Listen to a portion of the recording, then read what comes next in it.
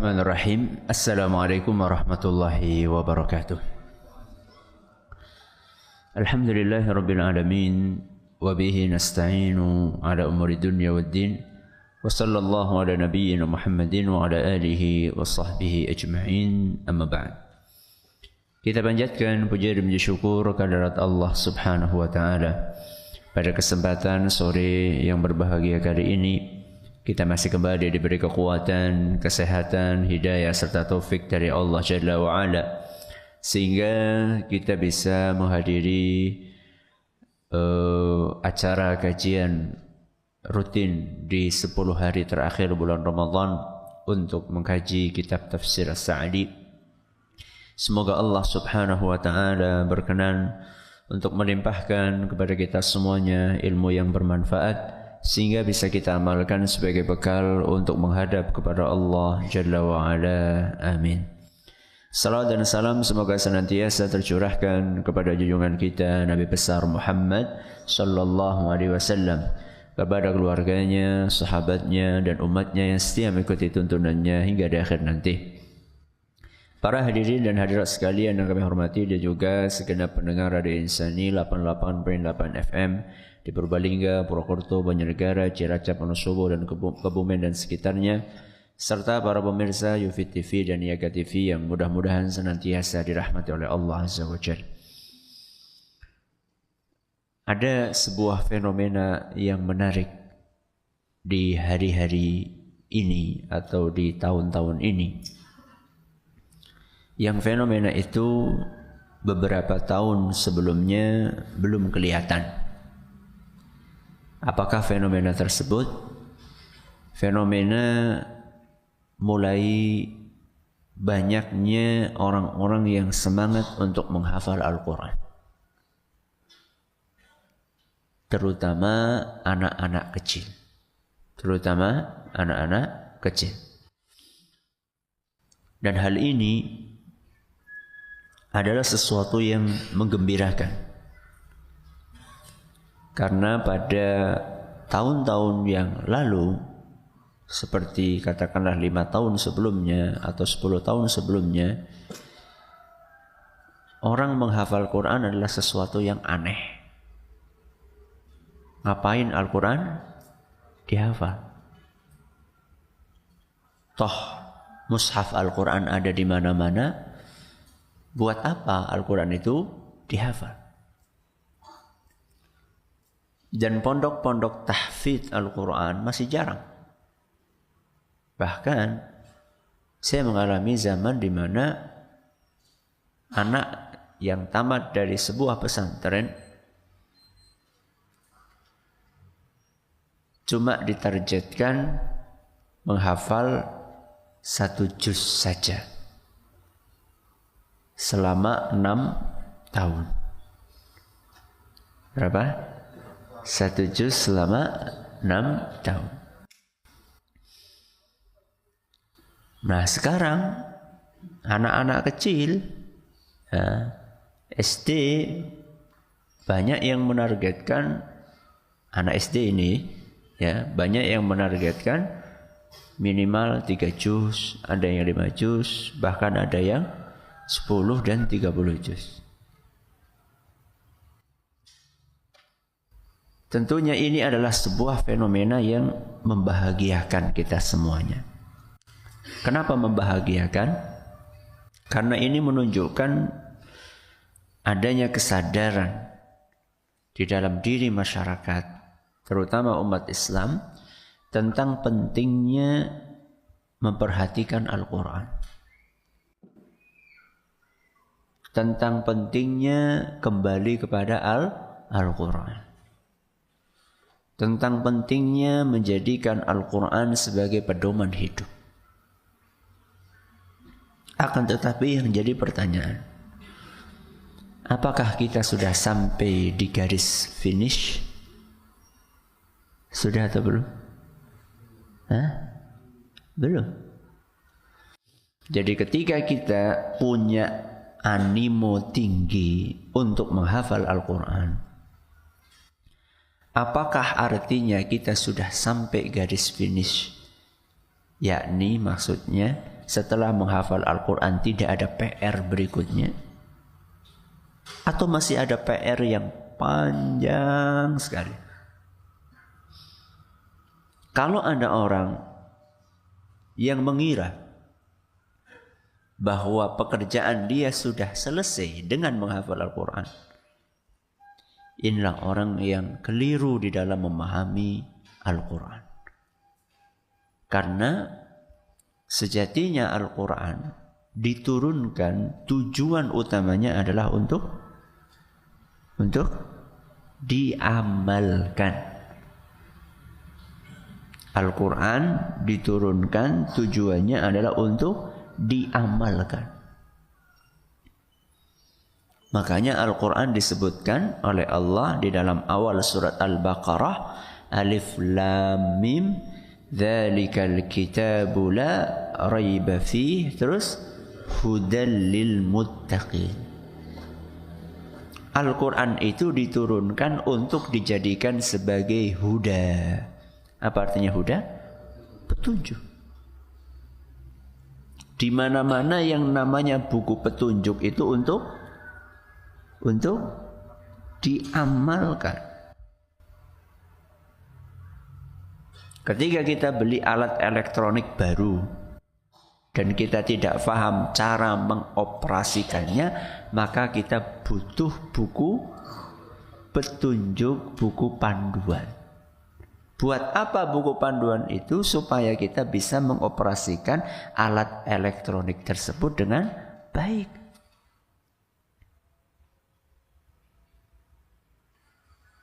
Seorang yang menghormati buku panduan itu bukan dia taruh buku panduan itu serapi-rapinya, bukan. Tapi orang yang menghormati buku panduan adalah orang yang membaca, memahami, mengamalkan isinya. Dan itulah yang Allah inginkan dari kita. Sehingga ketika orang membaca Al-Quran, ketika orang menghafalkan Al-Quran, dia itu baru sampai sarana, belum sampai kemana? Tujuan. Jadi ada sarana, ada apa? Tujuan. Tujuannya adalah mengamalkan isi Al-Quran, sarananya adalah membaca, menghafal, memahami, itulah sarananya. Dan ketika kita cuma berhenti sampai di sarana saja, yaitu cuma menghafal dan membaca saja, maka akan muncul efek-efek buruk. Gara-gara kita cuma berhenti di mana tadi? Sarana. Apa efek buruknya? Di antara efek buruk yang akan ditimbulkan adalah munculnya ketimpangan. Ketimpangan antara apa dengan apa? Ketimpangan antara hafalan dengan perilaku. Antara apa? Hafalan dengan perilaku. Dengan kata lain, perilaku yang dimiliki oleh orang yang menghafal Al-Quran tidak cocok dengan isi yang dihafalkannya. Menghafalkan ayat-ayat tentang kejujuran, tapi dianya tidak jujur. Menghafalkan ayat-ayat tentang sopan santun, tapi dianya tidak bersopan santun. Menghafalkan ayat-ayat Al-Quran tentang sholat, tapi dia tidak sholat. Menghafalkan ayat-ayat Al-Quran tentang birrul walidain, tapi dia tidak birrul walidain. Itulah ketimpangan antara hafalan dengan perilaku. Hal ini muncul dan terjadi salah satunya adalah karena kita merasa sudah cukup dengan menghafal. Kita pikir kalau sudah hafal itu sudah selesai. Tidak. Itu baru di awal. Ya. Baru di kilometer pertama kita. Ya. Belum kita sampai tujuan, belum. Para sahabat Rasul sallallahu alaihi wasallam, mereka suka ngafal Quran enggak? Suka enggak? Suka. Dan mereka juga memotivasi putra-putri mereka sejak dini untuk menghafal Al-Quran. Makanya para sahabat Rasul SAW, Ibnu Abbas radhiyallahu anhuma, Al-Hasan, Al-Husain, Ibnu Umar, para sahabat-sahabat junior yang muda, yang kecil-kecil saat Rasulullah SAW masih hidup, itu mereka sudah pada hafal Al-Quran. Padahal ya, mereka usianya masih sangat dini. Yang jadi pertanyaan, apakah ketimpangan yang kita alami saat ini dialami oleh para sahabat? Dialami atau tidak? Tidak. Semangat mereka untuk menghafal Al-Quran melebihi semangat kita untuk menghafal Al-Quran. Sejak kecil mereka sudah menghafal Al-Quran. Sebagaimana kita juga sekarang mulai muncul semangat untuk menghafal Al-Quran sejak kecil. Akan tetapi perilaku mereka sejalan dengan Al-Quran. Tutur kata mereka sejalan dengan Al-Quran. Apa rahasianya? Mari kita dengarkan pengalaman yang dituturkan oleh Ibnu Mas'ud radhiyallahu anhu, saksi hidup yang melihat bagaimana praktek para sahabat Nabi SAW di dalam menghafalkan Al-Quran.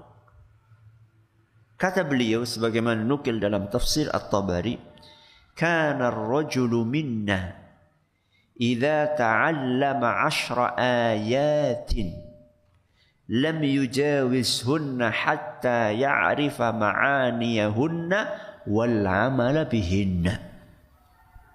Kami dahulu, kami di situ maksudnya siapa? Siapa maksudnya? Para sahabat. Kami dahulu apabila sudah mempelajari 10 ayat Al-Quran. Berapa? 10 ayat Al-Quran. Misalnya Al-Baqarah ayat 1 sampai berapa? 10. Maka kami tidak akan berpindah ke ayat 11 atau 12 atau 13 sampai kami mengetahui makna dari 10 ayat yang kami pelajari tersebut dan mengamalkannya. Apa kata Ibnu Mas'ud? Para sahabat Rasul SAW dahulu kalau sudah belajar berapa?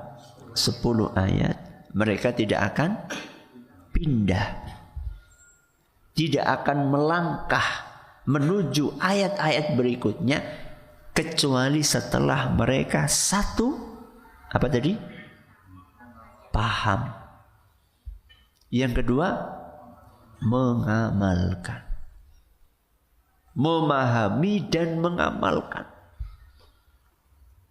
Inilah rahasianya. Kenapa para sahabat Nabi Sallallahu Alaihi Wasallam tidak mengalami ketimpangan yang kita alami saat ini? Anak-anak hafalan Al-Qurannya banyak, tapi perilakunya tidak sesuai dengan apa yang dihafalkannya.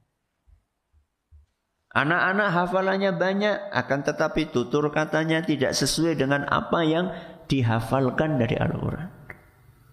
Karena banyak di antara kita terlalu mengejar target hafalan. Apakah salah punya target hafalan?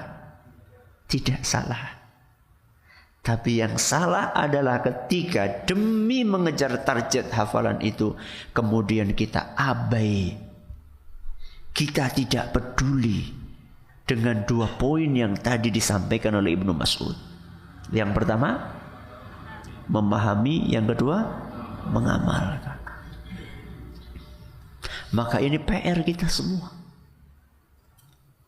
PR saya dan PR jenengan. Dan PR segenap pendengar serta pemirsa dimanapun Anda berada. Jangan merasa puas ketika kita sudah menghafal sekian juz Al-Quran. Jangan merasa puas ketika putra dan putri kita menjadi juara di dalam lomba menghafal Al-Quran. Selama putra dan putri kita dan kita sendiri tidak memahami apa yang kita baca dan tidak mengamalkan apa yang kita hafal. Nah, PR kita tentu panjang. Anak-anak kita sudah menghafal banyak di antara mereka bukan hanya 10 ayat, tapi sudah beratus-ratus ayat. Maka PR kita sebelum mengajak mereka mengamalkan harus sebelumnya apa? Memahami. Gak mungkin kan? Gimana kita mau mengamalkan kalau kita gak paham? Bagaimana cara kita memahami Al-Quran? Ilmu apapun, termasuk ilmu tafsir Al-Quran, untuk mempelajarinya itu ada tahapannya. Ada tahapannya. Kalau boleh saya ilustrasikan seperti keahlian untuk makan. Seperti keahlian untuk makan. Apakah makan butuh keahlian? Butuh nggak? Butuh. Nah, gimana orang nggak punya ahli untuk makan? Gimana akan makan? Orang bisa ahli makan kalau dia bertahap dalam cara makannya.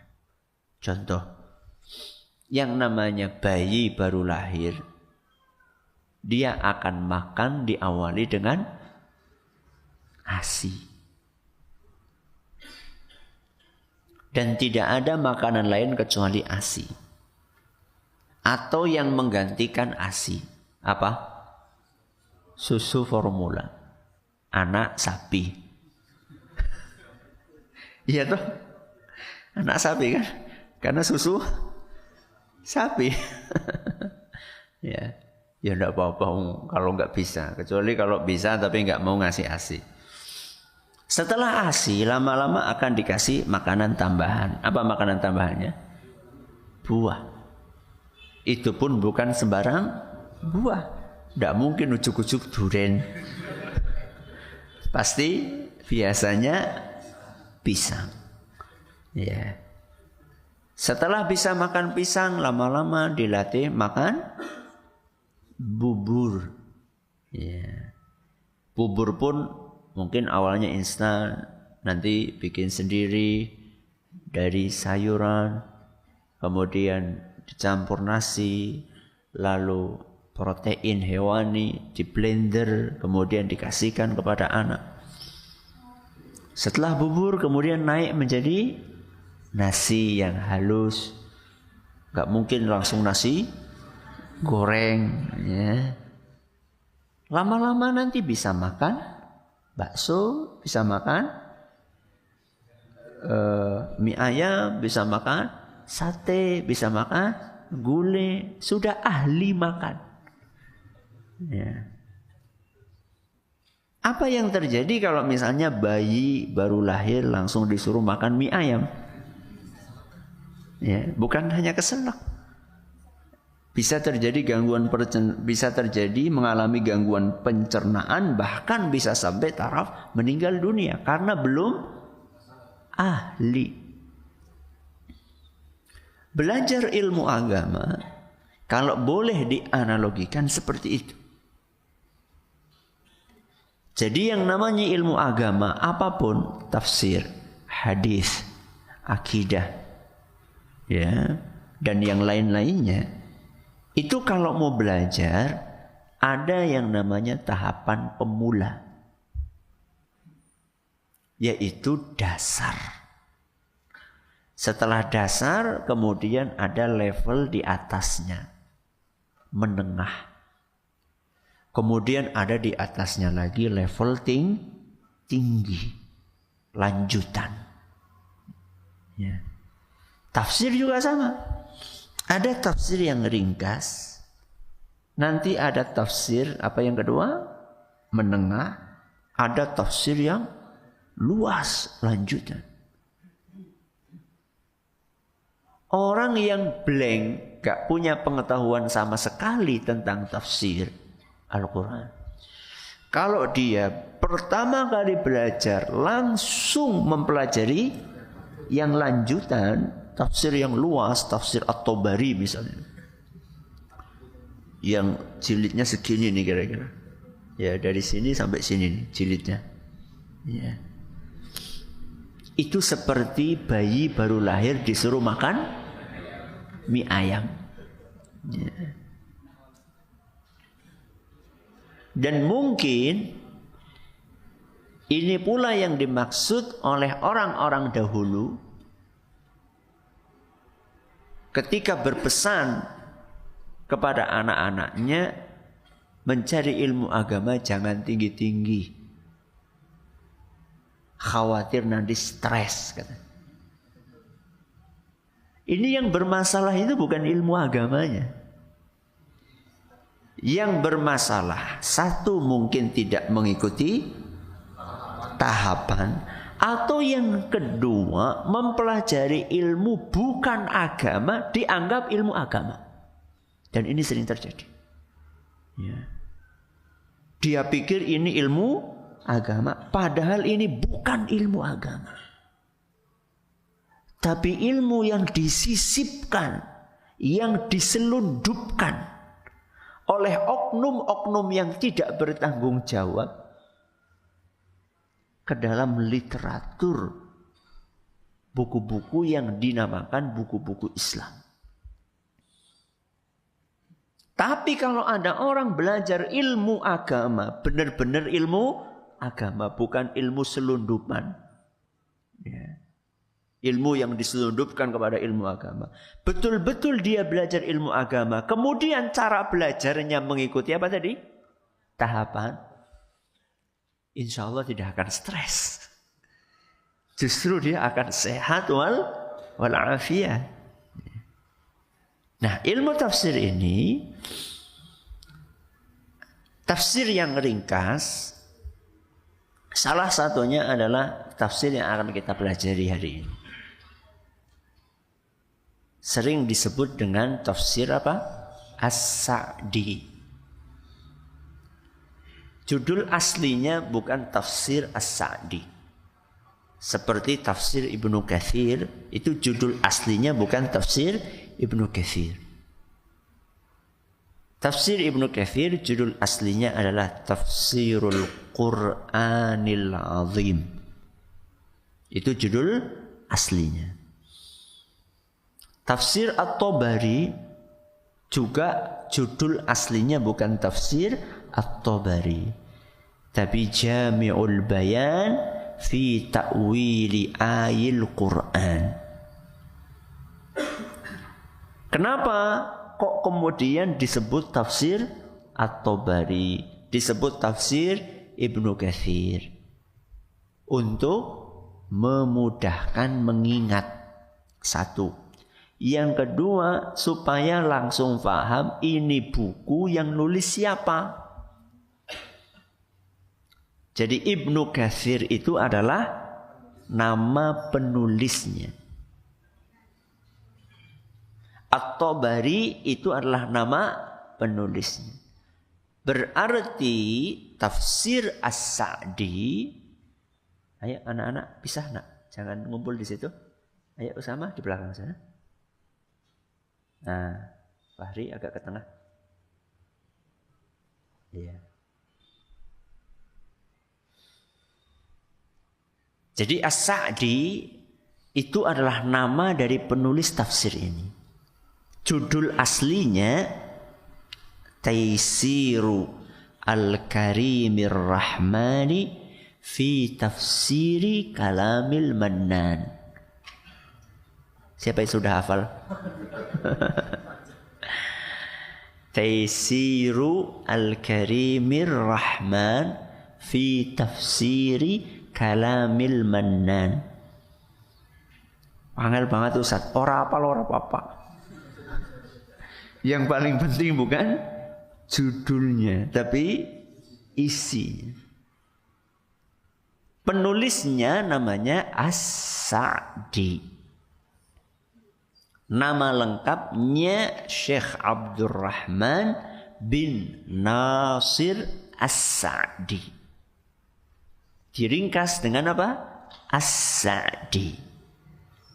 Makanya terkenal dengan nama Tafsir As-Sa'di, yaitu tafsir yang ditulis oleh seorang ulama namanya As-Sa'di, Abdurrahman bin Nasir As-Sa'di.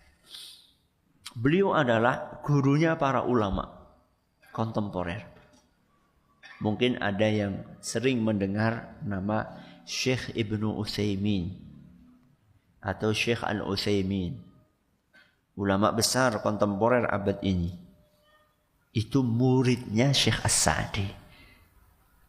Jadi ini gurunya para ulama. Kalau kita bisa melihat ilmunya Syekh Ibnu Utsaimin, ya kira-kira gurunya ya lebih keren ilmunya gitu.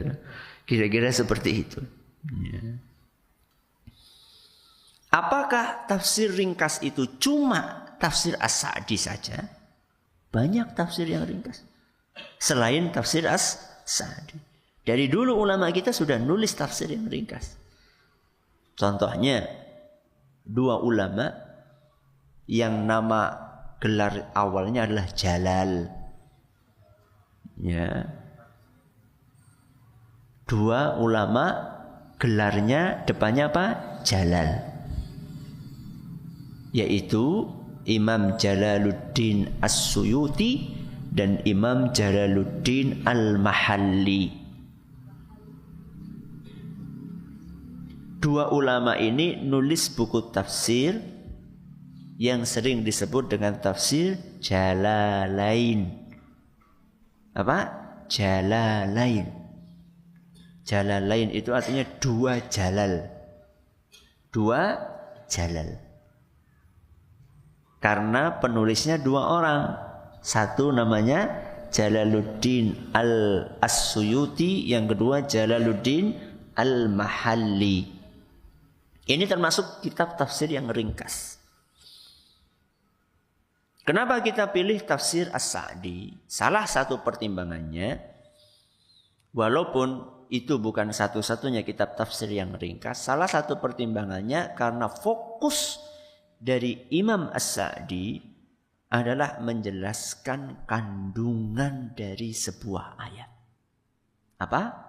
Kandungan. Itu fokusnya.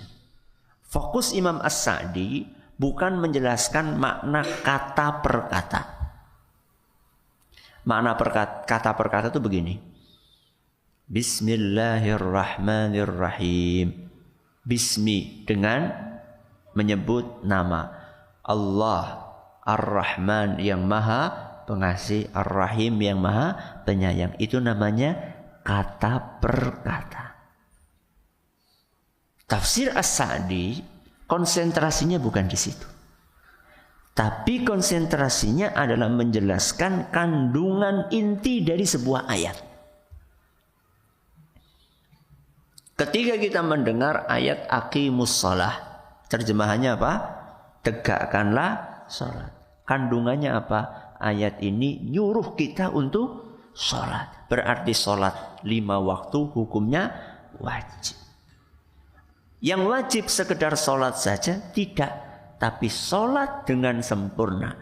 Karena di ayat itu bunyinya aqimu.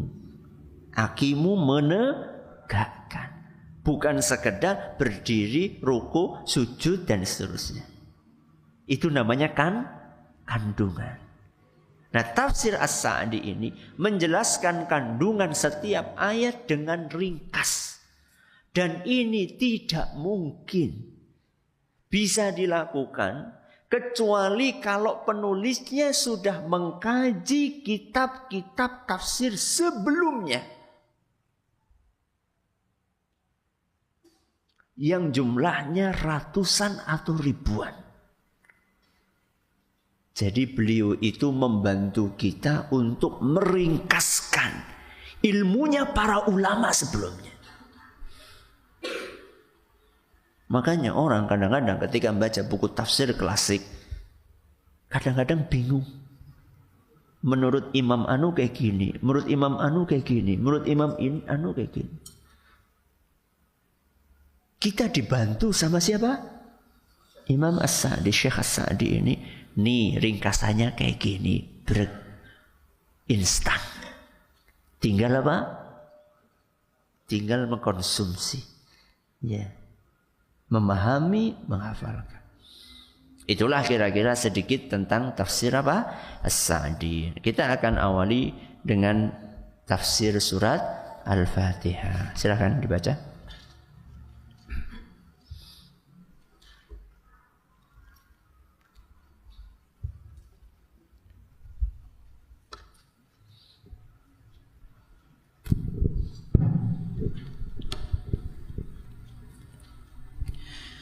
أعوذ بالله من الشيطان الرجيم بسم الله الرحمن الرحيم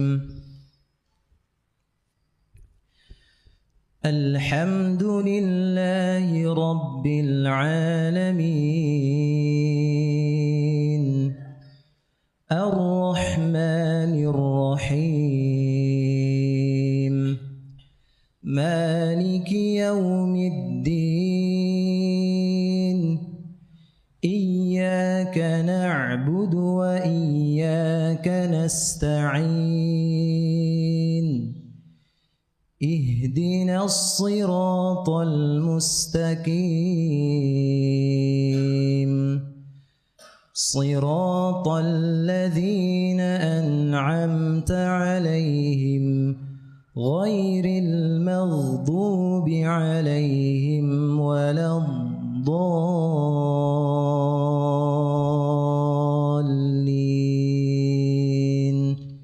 آمين.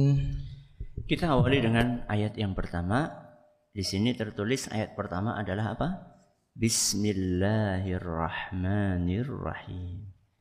Bismillah, dengan menyebut nama Allah. Menurut Syekh As-Sa'di di sini, saya tidak akan baca satu kata per kata, saya akan bawakan kesimpulannya. Mudah-mudahan kita bisa menyelesaikan surat Al-Fatihah sore ini. Kalau satu per kata tidak selesai. Bismillah, apa tadi? Dengan menyebut nama Allah. Menurut Syekh As-Sa'di, bahwa nama yang kita gunakan untuk mengawali bacaan kita terhadap surat Al-Fatihah itu bukan hanya satu nama saja, tapi seluruh nama Allah yang kita ketahui maupun yang tidak kita ketahui, kita gunakan sebagai pembuka di dalam membaca surat Al-Fatihah ini. Dan para ulama tafsir menjelaskan, kenapa kita membaca Al-Quran, membuka setiap aktivitas kita dengan ucapan Bismillah, dalam rangka untuk mendapatkan keberkahan yang dikandung di dalam nama-nama tersebut. Makanya orang-orang yang mengawali aktivitasnya dengan basmalah, maka aktivitas yang dia kerjakan akan mendatangkan apa? Keberkahan. Makannya berkah, aktivitasnya berkah, tidurnya berkah, safarnya berkah, keluar rumahnya berkah, masuk masjidnya berkah, karena diawali dengan Bismillah. Nama yang pertama kali muncul di dalam ayat ini Bismillah, yaitu Allah. Dan inilah Asmaul Husna yang pertama kali muncul di dalam Al-Quran. Apa artinya Allah? Allah artinya adalah zat yang berhak untuk disembah. Zat yang berhak untuk diibadahi. Dan nanti di akhir ayat kita akan jelaskan bahwa Allah adalah satu-satunya yang pantas untuk disembah. Iyyaka na'budu. Kemudian bismillah ar-Rahman ar-Rahim. Ar-Rahman ar-Rahim sering diterjemahkan yang maha pengasih dan maha penyayang. Inti kedua nama ini adalah menunjukkan kasih sayang Allah. Bahwa Allah itu memiliki kasih sayang.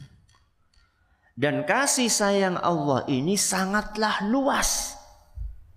Saking luasnya kasih sayang Allah. Mencakup seluruh makhluknya tanpa terkecuali. Ketika kita katakan seluruh makhluknya tanpa terkecuali, apakah masuk ke dalamnya orang kafir? Masuk enggak? Masuk. Orang kafir pun juga merasakan efek dari kasih sayang Allah Subhanahu wa ta'ala. Buktinya orang kafir bisa makan. Buktinya orang kafir bisa minum. Buktinya orang kafir bisa hidup. Buktinya orang kafir bisa bernafas. Buktinya orang kafir dapat hujan dari langit. Maka Ar-Rahman dan Ar-Rahim intinya adalah menjelaskan tentang luasnya kasih sayang Allah yang dirasakan oleh seluruh makhluknya tanpa terkecuali, yang beriman maupun yang tidak beriman. Kalau seandainya seluruh makhluk Allah yang beriman maupun yang tidak beriman, yang sholat maupun yang tidak sholat, yang mau beribadah maupun yang tidak mau beribadah, semuanya merasakan kasih sayang Allah. Terus apa kelebihan yang dimiliki oleh orang yang beriman? Orang yang beriman mendapatkan kasih sayang Allah yang dikandung di dalam namanya Ar-Rahim. Ar-Rahim, kata sebagian ulama, adalah zat yang kasih sayangnya diberikan hanya untuk orang-orang yang beriman. Berupa apa? Berupa hidayah. Maka orang yang beriman adalah orang yang mendapatkan kasih sayang Allah secara sempurna. Karena kasih sayang Allah yang umum mereka terima, dan kasih sayang Allah yang khusus mereka pun terima. Kasih sayang Allah yang umum tadi apa? Makan, minum, nafas. Orang beriman bisa makan?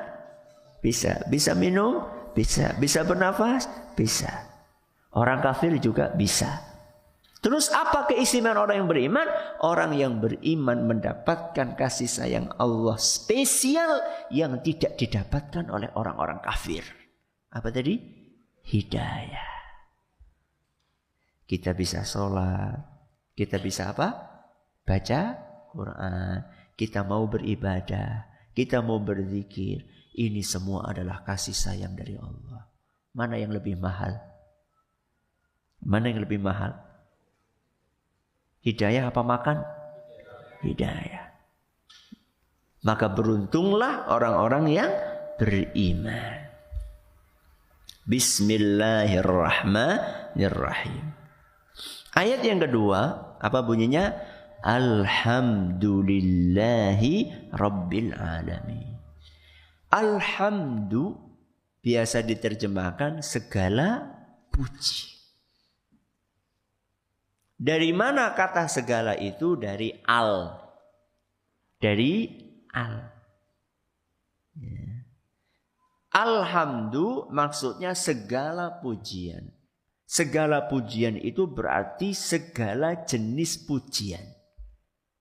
Entah pujian yang dengan lisan maupun pujian dengan perbuatan maupun pujian dengan hati.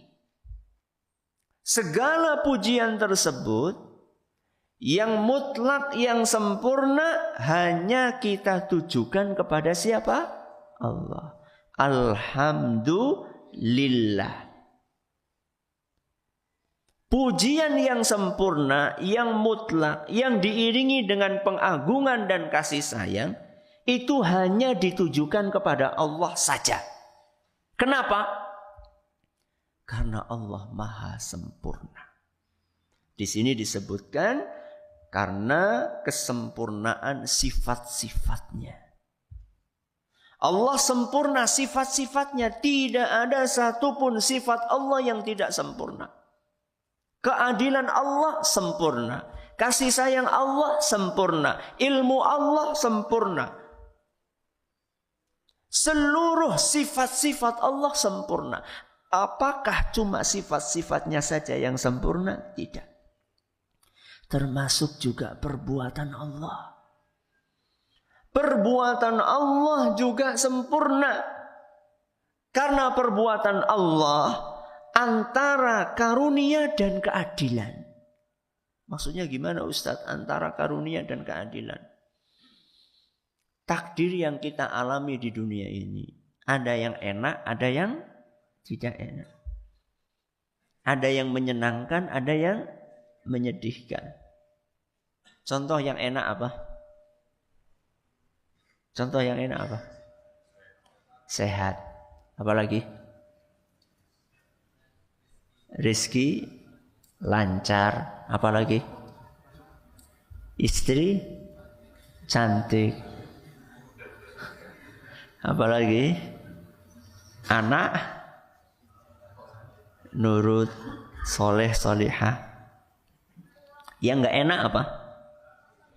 Sakit. Rizkinya seret. Istrinya kurang cantik. Anaknya sulit diatur.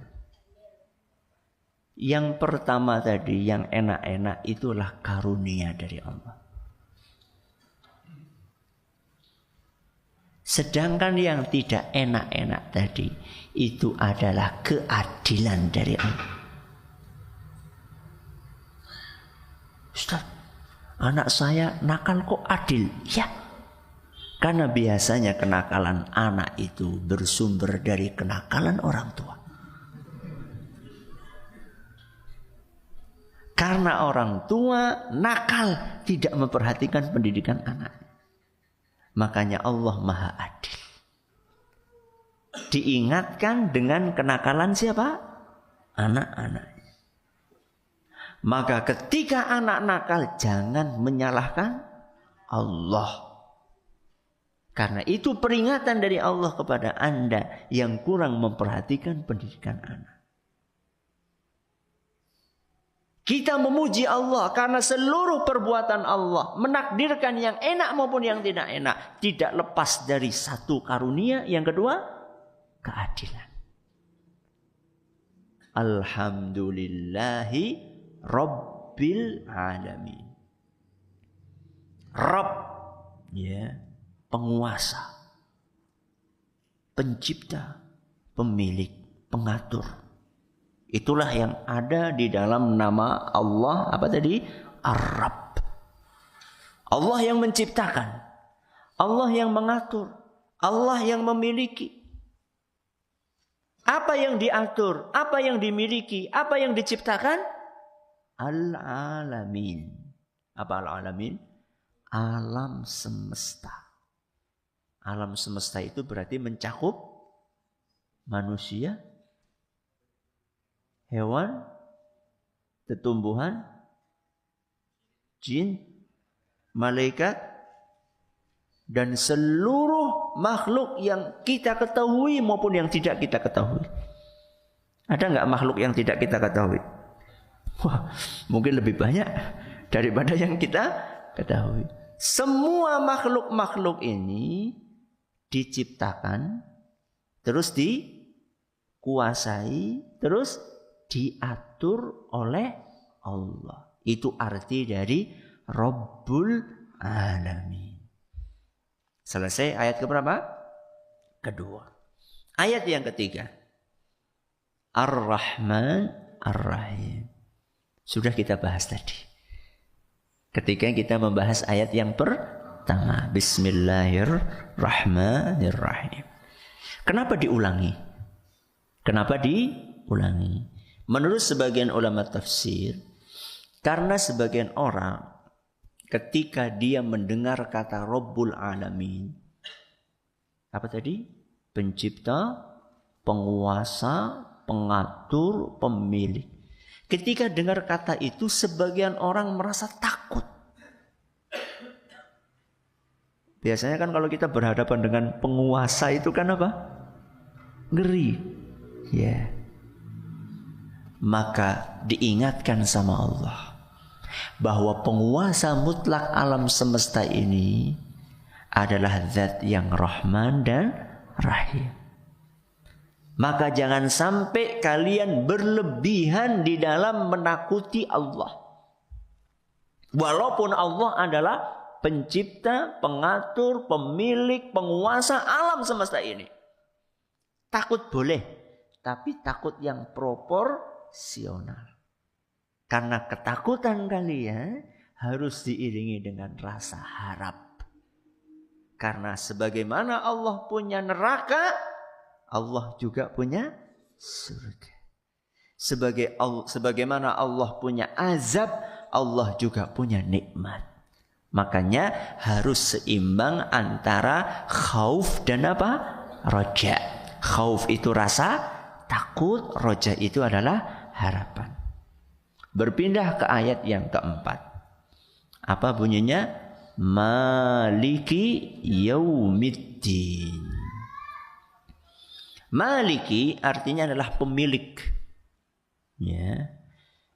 Di dalam sebuah qiraah, cara membaca yang lain dibaca maliki. Pendek. Kalau tadi apa?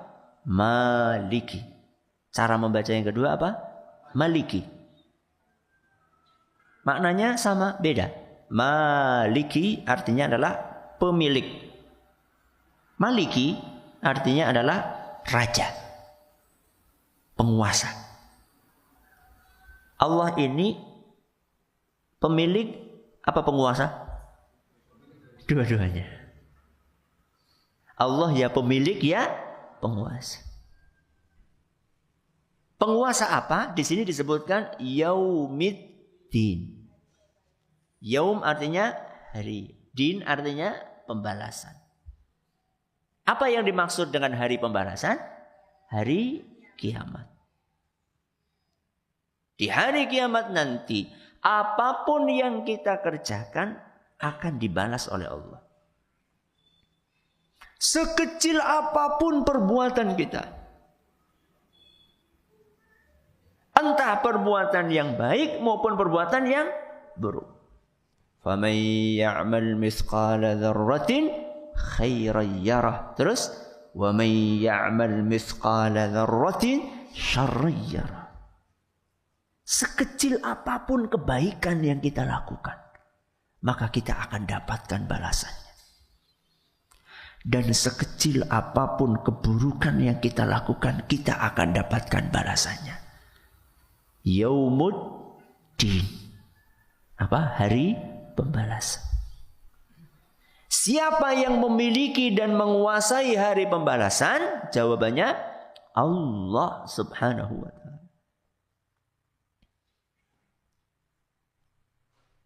Pada hari kiamat nanti, yang bisa menentukan ini selamat atau tidak selamat, ini masuk surga atau masuk neraka, ini ganjarannya sekian, ini sekian, yang bisa menentukan semua itu adalah Maliki Yaumiddin.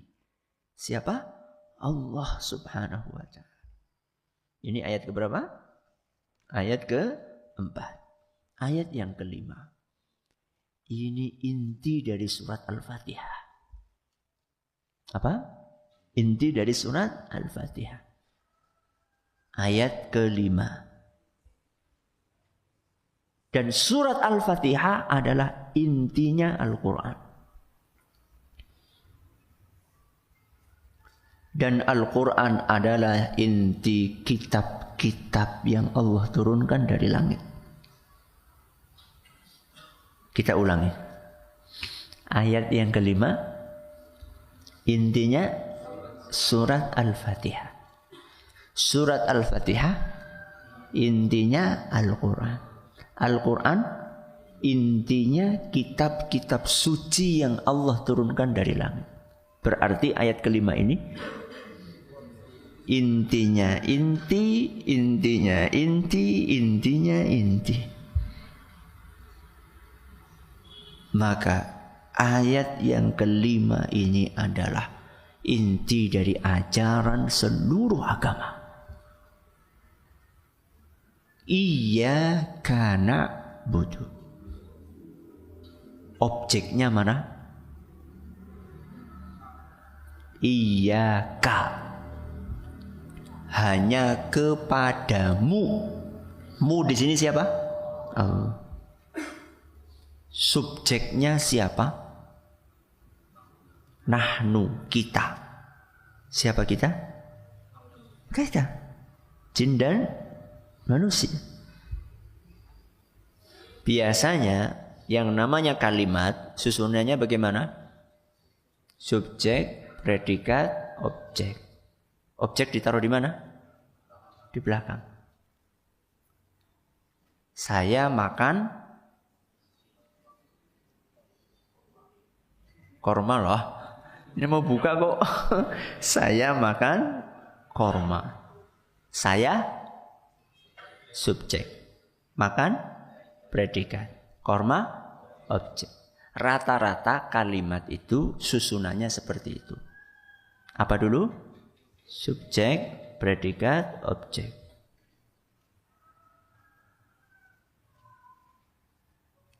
Di dalam ayat ini, iyyaka na'budu dibalik. Yang ditaruh di depan sendiri apa? Objek. Kepadamu kami beribadah. Kenapa kok objeknya didahulukan? Kira-kira ada tujuannya atau tidak? Atau cuma sekedar kebetulan? Tidak ada kebetulan dalam Al-Quran. Setiap huruf dalam Al-Quran itu ada maknanya. Cuman ada yang kita pahami, ada yang tidak kita pahami. Yang diinginkan dari ditaruhnya objek di depan adalah ingin menjelaskan bahwa ibadah yang kita lakukan hanya boleh dipersembahkan buat Allah. Makanya objeknya dahulu yang disebutkan Allah. Sebelum ngapa-ngapain Allah dulu pikirin. Seluruh ibadah yang kita lakukan hanya untuk Allah saja. Tidak boleh diberikan kepada selain Allah.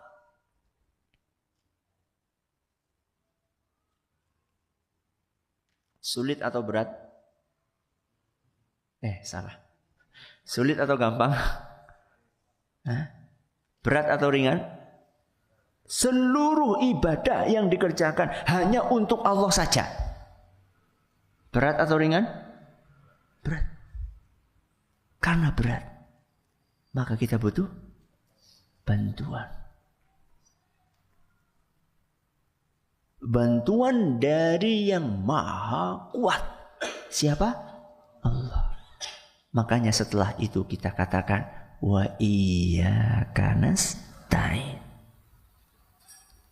Silahkan Anda praktekkan pengetahuan yang tadi barusan Anda dapatkan. Wa iyyaka nasta'in. Apanya dulu? Apanya dulu? Objeknya. Wa iyyaka, hanya kepadamu ya Allah. Nasta'in. Apa artinya nasta'in? Kami mohon pertolongan. Berarti apa kesimpulannya tadi? Kita minta pertolongan hanya kepada Allah. dalam segala urusan, dalam segala masalah, pertama kali langsung ingat Allah. Rizki mulai seret, ingat Allah. Tubuh mulai pilek-pilek, batuk-batuk, ingat Allah. Anak mulai nakal, ingat Allah. Istri mulai sulit diatur, ingat Allah. Karena yang bisa membantu kita untuk menyelesaikan seluruh masalah itu adalah Allah. Allah hanya membantu kita untuk menyelesaikan masalah? Tidak. Allah membantu kita untuk bisa beribadah sebaik-baiknya kepada Allah. Makanya di sini digandengkan antara apa tadi? Iyyaka na'budu wa iyyaka nasta'in. Iyyaka na'budu itu tujuannya, iyyaka nasta'in adalah sarana untuk membantu mencapai mana? Tujuan. Tidak mungkin seorang bisa beribadah kalau dia tidak mendapatkan bantuan dari Allah. Ini ayat keberapa? Kelima. Ayat yang keenam. Ihdinas siratal mustaqim. Apa terjemahannya? Tunjukkanlah kepada kami jalan yang lurus. Kita berarti sudah belajar ayat pertama sampai ke berapa? 5. Ini ayat yang ke-6. Setelah 5 ayat kita memuja dan memuji Allah dengan asmaul husnanya. Bismillahirrahmanirrahim. Al-Malik Maliki Yaumiddin.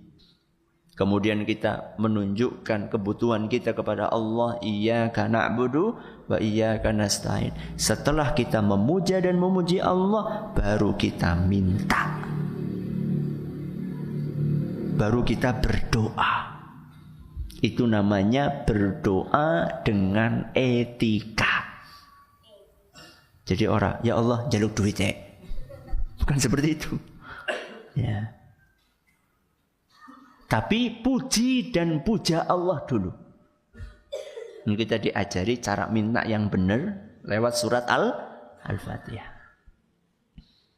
Dan permintaan yang paling besar adalah ihdinas siratal mustaqim. Permintaan yang paling berharga yang layak kita minta kepada Allah adalah as-siratal mustaqim. Apa as-siratal mustaqim? Jalan yang lurus. Jalan yang lurus itu apa? Islam. Itulah jalan yang lurus. Yang tidak ada belak-beloknya. Berarti ihdinas siratal mustaqim, tunjukkan kami jalan yang lurus, yaitu Islam. Yang hadir di sini orang Islam semua? Alhamdulillah. Berarti enggak perlu lagi kita baca ihdinas siratal mustaqim. Masih perlu? Perlu. Karena kita yang dituntut bukan sekedar masuk Islam, tapi mengamalkan ajaran Islam. Dan untuk mengamalkan ajaran Islam butuh petunjuk atau tidak? Butuh. Makanya jangan pernah kita putus untuk berdoa ihdinas siratal mustaqim. Yang belum ketemu Islam minta supaya ketemu Islam. Yang sudah ketemu Islam minta agar bisa istiqomah di atas Islam. Sampai kapan? Sampai meninggal dunia. Ihdinas siratal mustaqim. Selanjutnya, siratal ladzina an'amta alaihim. Jalan yang lurus ini sudah diikuti oleh orang-orang yang mendapatkan karunia Allah. An'amta alaihim. Yang engkau beri karunia kepada mereka. bahwa Islam ini sudah dititi, sudah diikuti, sudah diamalkan oleh orang-orang yang mendapatkan karunia Allah. Siapakah mereka? Mayoritas ulama tafsir menyebutkan bahwa manusia-manusia istimewa yang mendapatkan karunia Allah tersebut adalah manusia-manusia yang Allah sebutkan dalam surat An-Nisa ayat 69. Surat apa? An-Nisa ayat 69. 3 golongan. An-Nabiyyina was-Siddiqina was-Syuhada'i was-Salihin. Maaf, 4 golongan. Berapa? 4. An-Nabiyyin. Siapa? Para nabi. As-Siddiqin. Orang-orang yang jujur. Siap untuk menerima ajaran agama Allah tanpa banyak protes. Asy-Syuhada. Orang-orang yang mati syahid. As-Solihin. Orang-orang yang saleh. Saya sama jenengan masuk yang mana? Nabiyyin? Ya orang mungkin. Paling peluangnya di mana? As-Salihin. Mudah-mudahan. Ya. Ada enggak yang enggak mau ikut jalan itu? Banyak. Secara umum orang-orang yang tidak mau mengikuti jalan lurus itu ada 2. Siapa? Ghairil maghdubi alaihim. Ini golongan yang pertama. Waladdallin. Kalau diterjemahkan ghairil maghdub adalah orang-orang yang dimurkai. Ad-dallin, orang-orang yang sesat. Apa bedanya antara orang yang dimurka dengan orang yang sesat? Bedanya kalau orang-orang yang dimurkai, mereka adalah orang-orang yang berilmu, tapi mereka tidak mau mengamalkan ilmunya. Punya ilmu, nggak mau amal. Kalau ad-dallin, orang yang sesat, orang yang beramal, nggak pakai ilmu. Contohnya al-maghdubi alaihim siapa? Orang yang berilmu nggak mau beramal. Contohnya orang Yahudi. Orang Yahudi tahu nggak kalau Nabi Muhammad itu benar? Tahu. Tapi mereka nggak mau ikut. Punya ilmu nggak mau amal. Kenapa? Gengsi. Ya, masa ikut orang Arab Badui?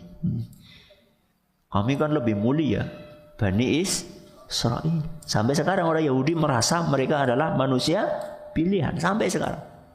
Padahal mereka jahatnya minta ampun. Ya. Ini contohnya orang-orang yang berilmu tidak mau beramal. Kalau waladhdallin, apa tadi kebalikannya? Orang yang beramal tanpa ilmu. Contohnya adalah orang Nasara, orang Nasrani. Mereka banyak beramal, tapi kurang dilandasi ilmu. Kalau orang Islam bagaimana? Dua-duanya. Apa? Berilmu dan beramal. Orang Islam yang mana? Yang KTP? Orang Islam yang serius di dalam menjalankan keislamannya. Alhamdulillah selesai. Ghairil maghdubi alaihim waladdallin. Amin. Itu bukan ayat Al-Quran. Makanya lihat aja di mushaf Al-Quran. Ada nggak tulisan amin? Tidak. Ini adalah sunnah untuk dibaca setelah selesai membaca Al-Fatihah. Apa artinya amin? Ya Allah, kabulkanlah. Apakah kita berdoa? Tadi apa? Ihdinas siratal mustaqim. Alhamdulillah. Selesai tafsir Al-Fatihah yang dahulu di Masjid Agung dibahas dalam mungkin ada 10 pertemuan mungkin. Ya. Berarti nggak perlu saat hadir kajian Masjid Agung. Ini versi ringkasnya. Kalau di sana versi panjangnya. Mudah-mudahan yang ringkas ini bermanfaat buat kita semuanya. Besok kita akan berpindah ke surat An-Nas. Ya, dari belakang dulu. Ya, supaya kita bisa dapat surat-surat favorit yang sering dibaca oleh kita semuanya. Wallahu ta'ala a'la wa alam. Subhanakallahumma wa bihamdika asyhadu an la ilaha illa anta astaghfiruka wa atubu ilaik. Assalamualaikum warahmatullahi wabarakatuh.